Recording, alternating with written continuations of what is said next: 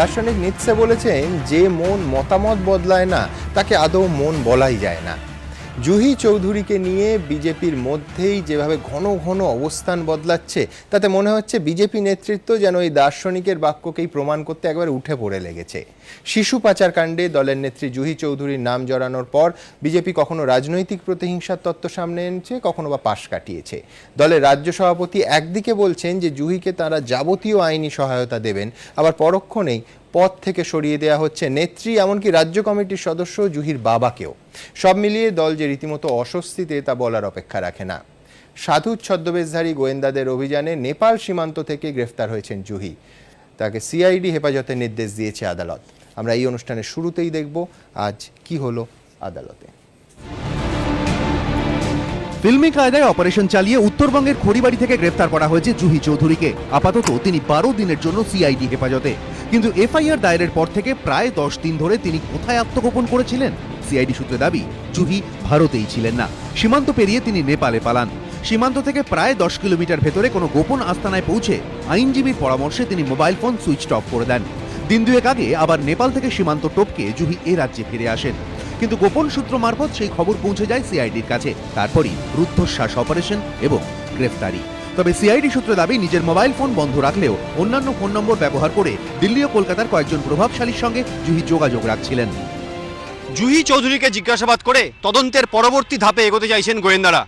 বিশেষ করে চন্দনা চক্রবর্তী, কৈলাস বিজয়বর্গীয় বা রূপা গঙ্গোপাধ্যায়ের যে নাম উচ্চারণ করেছেন, তাদের সঙ্গে জুহি চৌধুরীর কী সম্পর্ক ছিল সে ব্যাপারে হদিশ করার পরেই দরকারে কৈলাস বিজয়বর্গীয় এবং রূপা গঙ্গোপাধ্যায়কে এই তদন্তের জন্য ডাকা হবে বলেই সিআইডি সূত্রের খবর।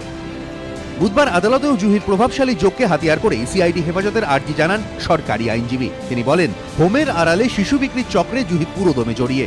প্রভাবশালী যোগ প্রমাণে জুহিকে নিয়ে দিল্লি সহ কয়েকটি শহরে যাবেন গোয়েন্দারা, তাই তাকে হেফাজতে নেওয়া প্রয়োজন। সওয়াল জবাব শুনে আদালত জুহিকে 12 দিনের জন্য সিআইডি হেফাজতে পাঠানোর নির্দেশ দেয়। সিম্পলি ফাঁসানো হচ্ছে, ওর এগেনস্টে ডাইরেক্ট কোনো এভিডেন্স নিশ্চয়ই নেই। ও সোশ্যাল ওয়ার্ক করে, পলিটিক্যাল পার্টির মধ্যেও আছে, ক্রিমিনাল অ্যাক্সের সঙ্গে, চন্দনার ক্রিমিনাল অ্যাক্সের সঙ্গে এ কোনোভাবেই জড়িয়ে নেই। এর মধ্যে আবার জলপাইগুড়ির হোমের সঙ্গে জুহি চৌধুরীর যোগ নিয়েও নতুন এক তথ্য মিলেছে বলে সিআইডি সূত্রে দাবি। যে হোমের আড়ালে শিশু বিক্রি চলত বলে অভিযোগ, তার কর্ণধার চন্দনা চক্রবর্তী জেরায় দাবি করেছেন, গ্রেপ্তারের 10 থেকে 15 দিন আগে তিনি আর্থিক সংকটে পড়েন। তখন জুহি তাকে প্রায় 2.5 লক্ষ টাকা ধার দেন। তদন্তকারীদের অনুমান, চন্দনার আস্থা অর্জনের জন্যই এক কথায় তাকে এত টাকা দেন জুহি, কারণ তিনি এই হোমের কর্তৃত্ব পুরোপুরি নিজের হাতে নিতে চাইছিলেন। এই ইঙ্গিত চন্দনা চক্রবর্তী আগেই দিয়েছেন। জুহি বলেছিল, সেটা কিছু তো বলেছিল যে হ্যাঁ একটা টার্ম এন্ড কন্ডিশন ছিল ঠিকই, সেটা হচ্ছে এই অর্গানাইজেশনটা আমি ছেড়ে দেব কারণ আমি রিটায়ার্ড এর পজিশনে আছি। যদিও জুহির দাবি তিনি নির্দোষ।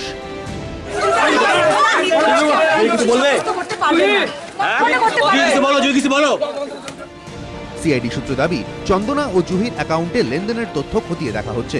দুজনকে মুখোমুখি বসিয়েও জেরা করা হবে। বিতনু চট্টোপাধ্যায়, রাজর্ষি দত্তগুপ্ত ও রাজা চট্টোপাধ্যায়, এবিপি আনন্দ। পঙ্কজবাবু, এই বিজেপি সেই দল যে দলে লালকৃষ্ণ আদবানি, যিনি এই মুহূর্তে হয়তো সক্রিয়ভাবে নেই, কিন্তু তিনি গোটা দেশের লোককে দেখিয়েছিলেন যে জৈন হাওয়ালার ডায়েরিতে যখন নাম এলো যে সাংসদ পদ ছেড়ে দিলেন, ক্লিন চিট পেয়ে জিতে এলেন। মানে আমি রাজ্য বিজেপির কাছে আমার একটাই প্রশ্ন, যে সেই পদ থেকে সরালেন, শুধু জুহিকে মহিলা মোর্চা সাধারণ সম্পাদক থেকে নয়, তার বাবাকে রাজ্য কমিটির সদস্য রবীন্দ্রনারায়ণ চৌধুরী, নারুবাবু, তাকেও সরানো হলো, কিন্তু গ্রেফতার হওয়ার পর না, সেটা তো আমি বলছি আগে করলে তো পার্টির ভাবমূর্তি উজ্জ্বল হতো। হচ্ছে যে এটা তো একেবারে প্রেসিডেন্টের ডেরিগুটরি ব্যাপার, এখানে আমি মন্তব্য করব না। কিন্তু আমি যে বিষয়টা বলতে চাইবো, আমার রবীন্দ্রনাথের লাইনটাই বারবার মনে পড়ছে, যাহা ঘটে তাহা সত্য নয়, তুমি যাহা রচো তাহা সত্য। এই কারণেই আমি বলছি যে সিআইডি যে চিত্রনাট্যটা রচনা করেছে সেটা অসাধারণ। অসাধারণ এই অর্থে যে আমরা দেখেছি সিবিআই কাস্টডিতে, সিআইডি কাস্টডিতে কুণাল ঘোষ বা সুদীপ্ত সেনরা যখন বলতে গেছে তখন পুলিশ চিৎকার করেছে, প্রেস ঘেঁষতে দেয়নি। অবলীলাক্রমে আপনারা দেখালেন আমাকে, অবলীলাক্রমে তারা বলছেন এবং তাকে বলতে দেওয়া হচ্ছে, প্যাসেজ তৈরি করে দেওয়া হচ্ছে। কিন্তু আজকে যখন যাকে গ্রেপ্তার করা হলো, আমি বারবারই বলছি, আইনের পথে চলবে, এখানে কোনো বিষয় নয়। এটা নিয়ে আমি মন্তব্য করি, তিনি গিয়েছেন যাননি, কিন্তু আক্ষরিকভাবে যোগসূত্র যোগসূত্র সেটা যদি প্রমাণিত হয় সেটা তখন তার শাস্তি হবে, এ নিয়ে কোনো বক্তব্য নেই। না, কিন্তু বক্তব্য তো যেটা- আছে পঙ্কজ যেটা বাবু, এই কারণে আপনি যেরকম একদম পরিষ্কার গলায় বলছেন, পরিষ্কার ভাষায় না, না, বলছেন, আমি এইটাই তো বলছি খুঁজে পাওয়া যায়নি। আজকে আপনাদের কাগজেই বলা হয়েছে হ্যাঁ। যে জুহি হয়তো, আমি হয়তো শব্দটার উপরে জোর দিচ্ছি, হয়তো রূপা গঙ্গোপাধ্যায় বা কৈলাস বিজয়বর্গীর সঙ্গে কথা বলেছেন হয়তো, এবং সেখানে বলেছেন আপনাদের, আমি জানি না এত বড় মানে কিভাবে বললো, এটা রাজনৈতিকভাবে দেখুন, যিনি মূল না, না, অভিযুক্ত তো- তিনি যেভাবে কথা কালকে সারাদিন বলছেন, এই অংশটা আমরা না, দেখিয়েছি, এটা আমি নিয়ে কোনো বলছি, সংশয় নেই। তাহলে হ্যাঁ। আসলে আমার যেটা মনে হচ্ছে যে একটা প্লট রচনা করা হয়েছে। আমি আবারও বলছি, যদি কেউ দোষী সাব্যস্ত হয় তার শাস্তির ব্যাপারে আমাদের কোনো দ্বিধা নেই। পঙ্কজবাবু, এই কথাটাই আমি বলছি, দ্বিধা নেই বলছেন, কিন্তু দ্বিমত আছে এবং বিজেপি দলের মধ্যেই আছে। না হলে এতদিন রাজনৈতিক প্রতিহিংসার তত্ত্ব বলে গ্রেফতার হওয়ার পরে তাকে এবং তার বাবাকে দুজনকে পদচ্যুত করা হলো কেন? দ্বিমতের অংশটা দেখে নেব। শিশু পাচার কাণ্ডে দীর্ঘদিন লুকিয়ে থাকার পর গ্রেপ্তার হয়েছেন। আদালত সিআইডি হেফাজতে পাঠিয়েছে। আর এই প্রেক্ষিতে ঘোর অস্বস্তির মুখে অবশেষে জুহি চৌধুরীকে রাজ্য বিজেপির মহিলা মোর্চার সাধারণ সম্পাদক পদ থেকে সরালো বিজেপি। জুহির বাবা রবীন্দ্র নারায়ণ চৌধুরীকেও বিজেপির রাজ্য কমিটি থেকে সরিয়ে দেওয়া হয়েছে। বিরোধীদের কটাক্ষ, মুখ রক্ষায় এই পথ না নিয়ে আর কোনো উপায় ছিল না বিজেপির। আর গোটা ঘটনায় তারা যে চরম অস্বস্তিতে তার প্রমাণও মিলেছে ধাপে ধাপে। জুহি ধরা পড়ার আগে পর্যন্ত বিজেপি নেতারা রাজনৈতিক প্রতিহিংসার অভিযোগ করছিলেন। ওনার মুখ দিয়ে 1 সপ্তাহ সময় লেগেছে। সিআইডি হোক, পুলিশ হোক, টিএমসি হোক, এটা সাধারণ মানুষ সাধারণ বুদ্ধিতে বুঝতে পারে। এগুলো খুব পরিষ্কার, এটা চক্রান্ত চলছে। এহেন দিলীপ ঘোষের গলাতেই বুধবার প্রথমে শোনা যায় অন্য সুর। আজকে তার নাম হঠাৎ জড়ানো হয়েছে, সেই জন্য আমরা সময় নিয়েছি। তার মানে এই নয় যে তাকে আমরা নির্দোষ বলছি। কয়েক সেকেন্ডের মধ্যেই আবার মত পাল্টে ফেলেন দিলীপ। জুহিকে যতক্ষণ না কোর্ট দোষী সাব্যস্ত করছে আমরা তাকে নির্দোষ মানছি। এর কিছুক্ষণের মধ্যেই আবার জুহি ও তার বাবাকে পদ থেকে সরিয়ে দেয় বিজেপি। জুহি চৌধুরী এবং তার পিতা নারু চৌধুরীকে আমরা আপাতত পদ থেকে অব্যাহতি দিচ্ছি। তবে জুহিকে দলের পদ থেকে সরানো হলেও রাজ্য বিজেপির দায়িত্বপ্রাপ্ত নেতা তাঁর পাশেই দাঁড়িয়েছেন। पश्चिम बंगाल की सरकार, उनकी पुलिस, वो सरकार की तरह काम नहीं करते, पार्टी की तरह काम करते हैं, इसलिए उनके इन्वेस्टिगेशन पर मुझे शक है। और आगे हम देखते हैं क्या होगा, नहीं तो हम चाहेंगे कि उच्च स्तरीय केंद्रीय एजेंसी उसकी जांच करे। কটাক্ষের সুরে বিরোধীদের প্রশ্ন, বিজেপি কি বুঝে উঠতে পারছে না জুহি নিয়ে কি অবস্থান নেবে? তাই কি একবার অপসারণ, আবার পরক্ষণেই রাজনৈতিক প্রতিহিংসার অভিযোগ? জুহি চৌধুরীর নাম এখানে যুক্ত হওয়াতে আমরা কিছুটা অস্বস্তিতে, এ বিষয়ে কোনো সন্দেহ নেই। কিছুদিন আগেই দিলীপ ঘোষের বিরুদ্ধে অভিযুক্তদের প্রশ্রয় দেওয়ার অভিযোগ তুলে তাকে বিস্ফোরক চিঠি পাঠান দলের প্রাক্তন মুখপাত্র কৃষাণু মিত্র। জুহির গ্রেফতারির পর দলের অস্বস্তি আরও বাড়িয়ে সরব হয়েছেন তিনিও। তিনি যেই বৃত্তে আবর্ত আছেন তার সেই লোকগুলো সম্পর্কে আমি আগেও অনেকবার সচেতন করেছি। 8 দিন 10 দিন ধরে কাউকে ডিফেন্ড করলেন আর হঠাৎ কয়েক ঘন্টার মধ্যে আপনাকে তাকে সাসপেন্ড করতে হলো, তো আপনার তো ক্রেডেন্সিয়ালটা কোয়েশ্চেনের মুখোমুখি হয়ে যাচ্ছে। জুহি গ্রেফতার হতেই এত কাণ্ড, সিআইডির জেরার পর কি রাজনীতি আরও ঘোরালো হবে? দীপক ঘোষ, এবিপি আনন্দ, কলকাতা। হোমের হয়ে তদবির করতে জুহি দিল্লি গেছেন। এই দিল্লি যাওয়া নিয়ে দিলীপ ঘোষ 24 ঘন্টার মধ্যে অবস্থান বদল করেছেন একেবারে ক্যামেরার সামনে। দেখব তার দু রকমের কথা। তারা যেভাবে দিল্লিতে গেছেন পার্টিকে না জানিয়ে, এবং এর ফলে যে বিতর্ক তৈরি হয়েছে, পার্টির দিকে আঙুল উঠেছে, সেই জন্য এতে পার্টির ইমেজ খারাপ হচ্ছে। আর এমন একটি অভিযোগ এসেছে যেটা আমরা ভালো চোখে দেখছি না, সেই জন্য আপাতত পার্টির পদ থেকে সরিয়ে দেওয়া হয়েছে। কোনো ব্যক্তির সঙ্গে জানাশোনা হয়েছে মানে সে দোষী হলে এরকম নয়। জুহি ওনার সঙ্গে দিল্লি গেছে, আমরা জানি এটা সত্য কথা, তার মানে এই নয় সে দোষী, বা কার সঙ্গে যদি আমার পরিচয় থাকে, কথা হয়ে থাকে, সে দোষী এরকম হয় না। চন্দ্রিমা ভট্টাচার্যের কাছে আসবো। চন্দ্রিমাদি, এই যে অংশটা দিলীপ ঘোষ, রাহুল সিনহা এরা গেছেন হচ্ছে সিবিআই দফতরে জয়েন্ট ডিরেক্টরের সঙ্গে দেখা করতে এবং সারদা মামলায় তদন্ত যাতে আরো দ্রুত হয় সেই আবেদন নিয়ে, কোথাও কি পাল্টা চাপ? না, নিশ্চিতভাবে এই যে বলছেন না যে কোথায় চক্রান্ত চলছে, কোথায় সমস্ত চিত্রনাট্য সাজানো হয়ে গেছে। আসলে এরা নিজের আয়নায় নিজের মুখই দেখছেন। চিত্রনাট্য তো ওরা সাজিয়ে আমাদের যে নেতৃত্ব তাদেরকে এই রোপ ইন করবার চেষ্টা করেছেন এবং এই যে চাপ দেওয়ার চেষ্টা করছেন, অর্থাৎ যে কথা মাননীয় সুপ্রিম কোর্ট বলেছে যে সিবিআই হচ্ছে কেজড প্যারট, সেটাকেই আবার নতুন করে প্রমাণ করার এক পথে এগোচ্ছেন। আর যেটা পঙ্কজবাবু বললেন যে সংবাদ মাধ্যম নাকি আমাদের নেতাদের সবাইকে বলতে সুযোগ করে দিয়েছে, কিন্তু জুহিকে বলতে সুযোগ করে সিআইডি মানে সংবাদ মাধ্যমের সামনে সে জুহি তো নিজেই বলল যে নির্দোষ। তাহলে নির্দোষ তো সে নিজেই বললো, আপনাদের সংবাদ মাধ্যমও দেখালো। তার মানে সে যা বলতে চাইছে সেটা বলতে দিল না সিআইডি, এটা মোটেই নয়।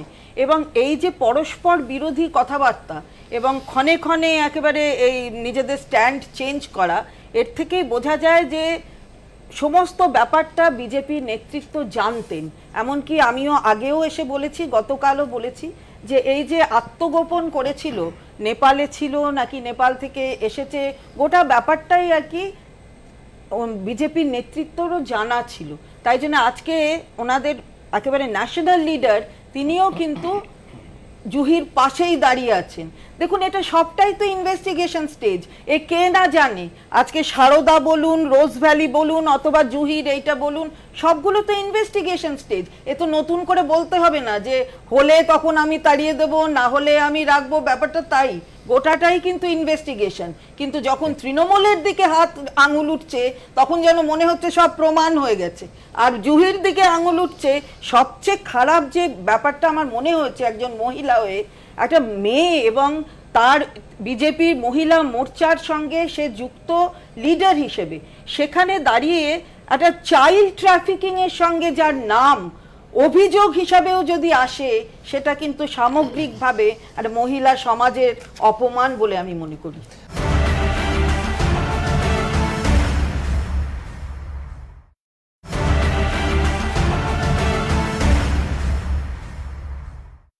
আমার আরও বড় প্রশ্ন আছে, আমরা আসবো সেখানে, যে যেভাবে বিভিন্ন পেশার, কখনো ডাক্তারবাবুরা জড়িয়ে পড়ছেন শিশু পাচার চক্রের সঙ্গে, কখনো শিক্ষিকা জড়িয়ে পড়ছেন, নিঃসন্দেহে সমাজের রাজনীতির অংশটা বাদ দিয়েও সমাজের পক্ষে উদ্বেগজনক।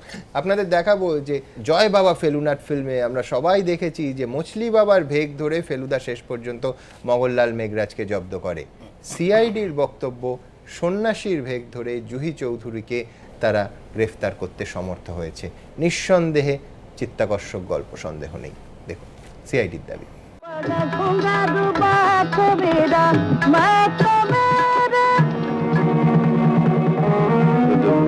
দেখেছো মগন বাবু, ফাঁদ তো দেখনি। গেরুয়া বসনে মছলি বাবা সেজে মগনলাল মেঘরাজকে ফাঁদে ফেলেছিল ফেলুদা। সেই মগজাস্ত্রে ভর করেই কি এবার শিশু পাচারে অভিযুক্ত বিজেপি নেত্রী জুহি চৌধুরীকে গ্রেফতার করল সিআইডি। কারণ গোয়েন্দা সূত্রে দাবি, সাধু সেজে দুদিন ধরে মন্দিরে পড়ে থেকে তবেই খুঁজে বার করা গিয়েছে জুহিকে।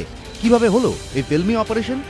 সিআইডি সূত্রে দাবি, আত্মগোপনের পর থেকে জুহি মোবাইল ফোন বন্ধ রেখেছিলেন, তবে অন্যান্য ফোন নম্বর থেকে পরিবার ও কলকাতা দিল্লির কয়েকজন প্রভাবশালীর সঙ্গে যোগাযোগ রাখছিলেন। কদিন আগে সেই ফোন ট্র্যাক করতে গিয়ে সংকেত মেলে রাজ্য বিজেপির মহিলা মোর্চার সাধারণ সম্পাদক জুহি রয়েছেন উত্তরবঙ্গেই, ভারত নেপাল সীমান্ত লাগোয়া খড়িবাড়ি বাতাসিয়ার কাছে। দেরি না করে সেখানে চলে যান সিআইডির ইন্সপেক্টর সৌগত ঘোষ ও কাকলি ঘোষ। সিআইডি সূত্রে দাবি, সোমবার সকালের মধ্যে মোটামুটি পরিষ্কার হয়ে যায় জুহি কোন বাড়িতে লুকিয়ে রয়েছেন। কিন্তু সেই বাড়িতে ঢুকবেন কি করে ভাবতে ভাবতেই সিআইডি অফিসারদের চোখে পড়ে বাড়ির কাছে রয়েছে একটি মন্দির। দেখেই গোয়েন্দাদের মাথায় বুদ্ধি খেলে যায়। দুই ইন্সপেক্টর সাধুর বেশ ধারণ করে চলে যান মন্দিরে। সেখান থেকেই বাড়ির ওপর নজর রাখতে শুরু করেন তারা। সোম ও মঙ্গল দুটো দিন সাধুর ছদ্মবেশে সিআইডির দুই ইন্সপেক্টর পড়ে থাকেন মন্দিরে। এর মধ্যে বাড়িতে লোকজনের আনাগোনা দেখে তারা কার্যত নিশ্চিত হয়ে যান জুহি এখানেই আছে। তারপর সেখান থেকে তারা চলে আসেন বাড়ির আরও কাছে আরেকটি মন্দিরে। যে বাড়ির ওপর তারা নজর রাখছিলেন সেখানকার লোকজন আবার এই মন্দিরে পুজোও দিতে আসতেন। অল্প সময়ের মধ্যেই তাঁদের সঙ্গে আলাপ জমিয়ে ফেলেন সাধুর বেশধারী সিআইডি অফিসারেরা। এই পরিচিতির সুবাদেই তাদের সামনে পাশের বাড়িতে ঢোকার দরজা খুলে যায়। মঙ্গলবার রাতে বাড়ির লোকের সঙ্গেই তাঁরা সেখানে যান। ঢুকতেই সেখানে দেখা মেলে জুহির। সঙ্গে সঙ্গে সমূর্তি ধারণ করেন সিআইডির ইন্সপেক্টর সৌগত ঘোষ ও কাকলি ঘোষ কুণ্ডু। সন্ন্যাসীর ঝোলা থেকে বেরিয়ে আসে সিআইডি লেখা আই কার্ড। আর পালাতে পারেননি জুহি, গ্রেফতার করা হয় তাকে। কদিন আগে জলপাইগুড়ির আশ্রয় হোমেও নিঃসন্তান দম্পতি সেজে হানা দেন এই দুই ইন্সপেক্টরই। তবে সিআইডি সূত্রে দাবি এবারের অপারেশনের জন্য দুই অফিসারের কৃতিত্ব অনেক বেশি। আর এই গোটা অপারেশনের নেপথ্যে বিশেষ কোনো প্রেরণা নেই তো, তা নিয়ে অবশ্য সিআইডি কিছু বলেনি। তবে গড়পাড়ে লালমোহন গাঙ্গুলি থাকলে হয়তো বলতেন।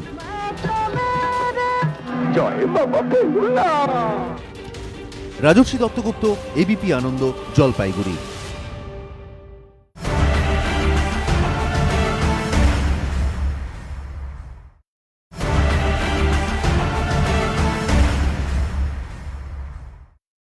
আইনজীবী কল্লোল মণ্ডলের কাছে আসবো। কল্লোলবাবু, আপনার কাছে আমার প্রথম প্রশ্ন, এই যে জুহি চৌধুরী, যার পলিটিক্যাল কানেকশন অত্যন্ত শক্তিশালী, নর্থ ব্লকে অ্যাপয়েন্টমেন্ট পাওয়া, লাইসেন্স রিনিউয়ের ক্ষেত্রে সাহায্য করা, এই যে তার প্রভাবশালী হওয়াটা, এটাকে কি কোনোভাবে এই কেসের তার পক্ষের মেরিটগুলোকে উইক করছে? হ্যাঁ, প্রভাবশালী হলে তো এই যে এভিডেন্সগুলো কালেক্ট করে সেগুলোকে নষ্ট করে দিতে পারে। এই জন্যই প্রভাবশালী তকমাতে চট করে কোর্ট, যে কোনো কোর্টই বেল দিতে চায়। মাসের পর মাস আমরা দেখেছি মদন মিত্র শুধু প্রভাবশালী দিয়ে আটকে রেখেছে। প্রভাবশালী থাকলে এই যে এভিডেন্সগুলো জোগাড় করে, যে সমস্ত সাক্ষীগুলো থাকে সেগুলোকে নষ্ট করতে পারে, বা যেগুলো এভিডেন্স, যেমন ধরুন ব্যাংক থেকে কোনো ইনফরমেশন নেওয়া, এগুলো টাকা ট্রান্সফার হয়েছে কিনা, তার সমস্ত এগুলো তো প্রভাবিত করতে পারে, কারণ সেন্ট্রাল এজেন্সিও এখানে জড়িত আছে। যে দিল্লির ব্লক পর্যন্ত, ওই নর্থ ব্লক পর্যন্ত চলে যেতে পারে, সে অনেক কিছুই করতে পারে। এই যে প্রভাবশালী ব্যাপারটা, এই কোর্ট এগুলো যখন বেলের ক্ষেত্রে এগুলো সবসময় চিন্তা করবে যে একে যদি বেল দিই তাহলে কোনো ইনভেস্টিগেশনে বাধা হতে পারে কিনা, বা ইনভেস্টিগেশনের পরে কোনো সাক্ষীকে বা কোনো ডকুমেন্টকে প্রভাবিত করতে পারে। আমার দ্বিতীয় প্রশ্ন, এই যে পালিয়ে বেড়ানো এবং নেপালে চলে যাওয়া, গা ঢাকা দিয়া এতদিন 10 দিন, এইটা প্রতিকূল পরিস্থিতিতে নিজেকে আরো খানিকটা প্রতিকূল পরিস্থিতিতে নিয়ে গেলেন জামিন পাওয়ার ক্ষেত্রে? যদি কেস ডায়েরি থেকে দেখি, যে দেখা যায় যে সে অ্যাবসকন্ড করে আছে, তার মানে কোর্ট অন্তত 10 বার চিন্তা করবে যে একে বেল দিলে এ কি ইভেট করে চলে যেতে পারে, বাইরে নেপালেও চলে যেতে পারে, বা প্রতিবেশী রাষ্ট্র বাংলাদেশেও চলে যেতে পারে। তো বেল দেওয়ার ক্ষেত্রে জজেরা অনেকবার ভাববে যে কি বেল দিলে এই বেলটাকে ইভেট করে চলে যেতে পারে। কল্লোলবাবু, আমার শেষ প্রশ্ন, নিঃসন্দেহে রাজনীতিবিদরাও এই প্রশ্নের উত্তরের দিকে অত্যন্ত কৌতূহল ভরে তাকিয়ে থাকবেন, সেটা হচ্ছে মূল অভিযুক্ত বড় বড় নেতা নেত্রীদের নাম করেছেন, তার বেসিসে সিআইডি ডেকে পাঠাতে পারে জিজ্ঞাসাবাদের জন্য? যে কোনো কগনিজেবল অফেন্স যদি হয়, যে কোনো লোককেই তদন্তের স্বার্থে ডাকতে পারে। এটা নতুন কোনো ঘটনা নয়, এই ঘটনাটা খুব গভীরে, এগুলো তো সব অর্গানাইজড ক্রাইম। এটা দেখতে হবে যে শিশুটা কোথা থেকে এলো এবং কোথায় যাচ্ছে, এর পেছনে সমস্ত রকম যে যারা জড়িত আছে, এই যে লাইসেন্স পাওয়া, লাইসেন্স করিয়ে দেওয়া, বিভিন্ন রকম যে সেন্ট্রাল এজেন্সি, স্টেট এজেন্সির কাছ থেকে যে সমস্ত ডকুমেন্টগুলো, সেইগুলো তো কিছু তো রাজনৈতিক প্রভাব থাকে, সেটা স্টেট এজেন্সিও হতে পারে, সেন্ট্রাল এজেন্সিও হতে পারে। এইগুলো থেকে পুরো ব্যাপারটা প্রথম থেকে শুরু করে শেষ অবধি এই যে পাচার চক্রের সমস্তটা ইনভেস্টিগেশন করতে হবে। তাতে যারা যারা ফেসিলেট করেছে, তাতে কেউ তো আর আইনের ঊর্ধ্বে নয়, সেই যত বড়ই নেতা হোক, নেতা নেত্রী হোক, আইনের তদন্তকারী সংস্থা তদন্তের ক্ষেত্রে নিশ্চয়ই নিতে পারে, ঠিক আছে, এতে কোনো বাধা নেই, এবং অ্যারেস্ট পর্যন্ত করতে পারে, যেহেতু কগনিজেবল অফেন্স। তাজউদ্দিন আমাদের কাছে যাব, আপনার কাছে যেটা জানতে চাইবো, আমি ঠিক একটু আগে যেটা বলছিলাম যে শুধু রাজনীতিবিদ নয়, তারাও আছেন, আমাদের সেই যোগাযোগগুলো যদি সত্যি হয়, সিআইডির দাবি আমাদের উদ্বিগ্ন করছে। আরও বোধহয় উদ্বেগের বিষয়, সেটা হচ্ছে একাধিক ডাক্তারবাবুর নাম এসেছে, এবং তাদের মধ্যে একাধিক ডাক্তারবাবু এখনো জামিন পাননি। শিক্ষিকা চন্দনা চক্রবর্তী নিজে শিক্ষিকা, এই যে সমাজের পবিত্র পেশাগুলোর একটা অংশ, আমি মানলাম ছোট অংশ, কিন্তু শিশু পাচারের মতো ঘৃণ্য কাজের সঙ্গে যুক্ত হয়ে পড়ছেন, কোথায় কতটা অবক্ষয়? অবক্ষয় তো বটেই, মানে স্তম্ভিত করে দেওয়ার মতো বলতে, মানে একজন শিক্ষিকা, তিনি একটি হোম চালাচ্ছেন, সেখান থেকে শিশু পাচার হচ্ছে, স্বপ্নেও কেউ ভাবতে পারে না, অথচ সেই কাজটা তিনি করেছেন। ডাক্তারবাবু, যিনি কিনা প্রাণ দেবেন, তিনি এরকম একটা পেশার সাথে জড়িয়ে যাচ্ছেন, এ তো মানে অবক্ষয়ের চূড়ান্ত না হলে এটা হয় না। আসলে আমার যেটা মনে হয়, ভোগবাদ বা কনজিউমারিজম এমন একটা জায়গায় চলে গেছে না, যে কোনো মূল্যে, যে কোনোভাবে, তার জন্য যদি আমি যতটা নিচে নামতে পারি, আমি থামবো না কোথাও, আমাকে যে কোনো মূল্যেই অর্থ উপার্জন করতেই হবে। মানুষ গড়ার কথা, তারা ব্যাংক ব্যালেন্স করছে, একদম এর বাইরে কোনো কিছু তারা ভাবতে পারছে না। মানে যদি বৃহত্তর প্রেক্ষিতে দেখেন না, এটা অশনি সংকেত, সমাজকে যেসব বাঁধনি আমাদের বেঁধে রেখেছে সেগুলো যেন কোথাও সেই সমস্ত গ্রন্থি আস্তে আস্তে শিথিল হতে যাচ্ছে। বড় চিন্তার বিষয়, বড় উদ্বেগের বিষয়। আমি পঙ্কজ বাবুর কাছে আসবো, কিন্তু তার আগে আপনাদের দেখাবো একটা চিঠি, যে চিঠি পূর্ব মেদিনীপুর হলদিয়ার বিজেপি নেতাদের স্বাক্ষর করা, তাদের নানা রেফারেন্স দেয়া। কিন্তু কেন এই চিঠি নিয়ে এত বিতর্ক, দেখুন। শিশু পাচার কাণ্ডে জুহি চৌধুরীর গ্রেফতারের আবহেই এখন পুরনো চিঠি ঘিরে নয়া বিতর্কে বিজেপি। বিতর্কের কেন্দ্রবিন্দুতে রয়েছে পূর্ব মেদিনীপুর বিজেপির লেটার হেডে লেখা এই চিঠি। পূর্ব মেদিনীপুর জেলা বিজেপির তরফে AM এন্টারপ্রাইজ নামে একটি সংস্থাকে এই চিঠি পাঠানো হয়েছিল, যেখানে লেখা রয়েছে, হলদিয়ায় শিল্পের সামগ্রিক উন্নয়নের জন্য আমরা আপনাদের সঙ্গে বৈঠকে বসতে চাই। আপনারা নিজেদের মত জানান, প্রয়োজনে আমরা সেই ইস্যুগুলিকে কেন্দ্রীয় মন্ত্রিসভা পর্যন্ত নিয়ে যাব। জেলা বিজেপির তরফে সংস্থাকে এই চিঠিটি পাঠান কোষাধ্যক্ষ নবারুণ নায়েক। কিন্তু পূর্ব মেদিনীপুরের বিজেপি নেতৃত্ব একটি কোম্পানির কর্ণধারকে কেন বৈঠকে বসতে বলবে? সংস্থার কোনো সমস্যা কিংবা দাবি দেওয়া থাকলে তারা তো প্রশাসনের সঙ্গে বসবে, সে কেন্দ্রেরও হতে পারে, রাজ্যেরও হতে পারে। দিল্লিতে কেন্দ্রীয় মন্ত্রিসভার সামনে একটি বেসরকারি সংস্থার ইস্যু তুলে ধরার দাবি পূর্ব মেদিনীপুর জেলার নেতৃত্ব কিভাবে করতে পারে? তাহলে কি কেন্দ্রে বিজেপি সরকার রয়েছে বলে তাদের কাছে বার্তা পৌঁছে দেওয়ার টোপ দিয়ে বেসরকারি কোম্পানিটিকে বৈঠকে বসতে বলেছিল পূর্ব মেদিনীপুর বিজেপি নেতৃত্ব? এরকমই নানা প্রশ্ন উঠছে রাজনৈতিক মহলে। এই প্রেক্ষাপটে সংশ্লিষ্ট সংস্থা AM এন্টারপ্রাইজের মালিক অমিত মুখোপাধ্যায়ের দাবি, বিজেপির তরফে বলা হয় তাদের কিছু দাবি দেওয়া আছে, তা নিয়েই তারা বৈঠকে বসতে চান, যদিও পরে আমি আর সময় দিতে পারিনি।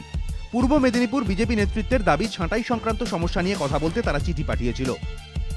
আমি চিঠি দিয়েছিলাম চাকরি বাকরির ব্যাপার নিয়ে, বিশেষ করে বিভিন্ন ছেলেকে নাকি ছাঁটাই ফাটাই হচ্ছে, সেই বিষয়ে বসার জন্য চিঠি দেওয়া হয়েছে। লোকেদের জব কার্ড কাটিয়ে নেওয়া, এই নিয়ে অনেক চিঠিপত্র দেখা করার সুযোগ আমরা বহুবার চেষ্টা করেছি, হলদিয়াকেও দেখা করা, এরকম কোনো চিঠি হতে পারে।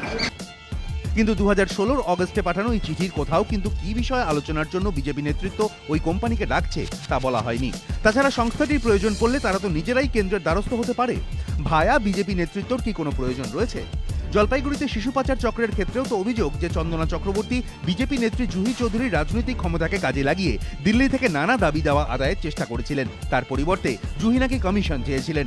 পূর্ব মেদিনীপুর বিজেপির চিঠি পাঠানোর নেপথ্যেও তেমন কোনো অভিসন্ধি ছিল না তো, প্রশ্ন তৃণমূলের। রাজ্যকে এড়িয়ে এই ধরনের কেন্দ্রীয় সরকারকে সরকারের টোপ দেয়া, এটা সম্পূর্ণভাবে সংবিধান বিরোধী।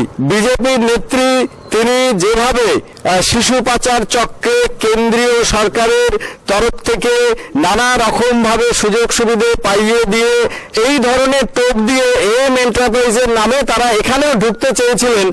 বিজেপি রাজ্য নেতৃত্বের অবশ্য দাবি তারা চিঠির বিষয়ে কিছু জানেন না। জানি না কি ব্যাপার হয়েছে, কেন চিঠি লিখেছে, অনেক কারণ থাকতে পারে, সেটা জেলার সঙ্গে কথা বলে আমি জানবো। ব্যাপারটা আমার পুরো জানা নেই। সব মিলিয়ে এই চিঠি ঘিরেও এখন জল খোলা। বিজন চক্রবর্তী, ABP আনন্দ, পূর্ব মেদিনীপুর। পঙ্কজবাবু, আমি জুহি চৌধুরীর অনুষ্ঠানে এই জন্য এই চিঠিটা তুললাম, এর ভাষাটা অত্যন্ত সন্দেহজনক বলে আমাদের মনে হয়েছে। As our party can lead the before appropriate authority of central ministry for is positive disposal. আমি বলছি যে কেন্দ্রের সরকারের সঙ্গে তদবির করা, ঠিক দেখুন যে ইস্যুটা জুহি চৌধুরী করে দিয়েছেন, আমি বলছি এটা একটা পার্টির লেটার, এটা কি স্বাভাবিক? বিষয়টা পুরোটা না জেনে আমি মন্তব্য করব না, কিন্তু আমি যেটা বলবো যে জুহি চৌধুরীর যে মামলায় জড়ানো হয়েছে সেখানে জেলা আধিকারিক সুস্মিতা ঘোষ, তাকে শোকজ করা হয়েছে, তাকে কিন্তু অ্যারেস্ট করা হয়নি। যিনি অনুমতি দেন, সেখানে সৈকত চ্যাটার্জি যিনি 20টি শিশুকে দত্তক নিতে সহায়তা করেছেন, যেটা তাজউদ্দিন বাবু বললেন, তাকে কিন্তু গ্রেপ্তার করা হয়নি। সরাসরি স্বাক্ষর যেখানে আছে। এবং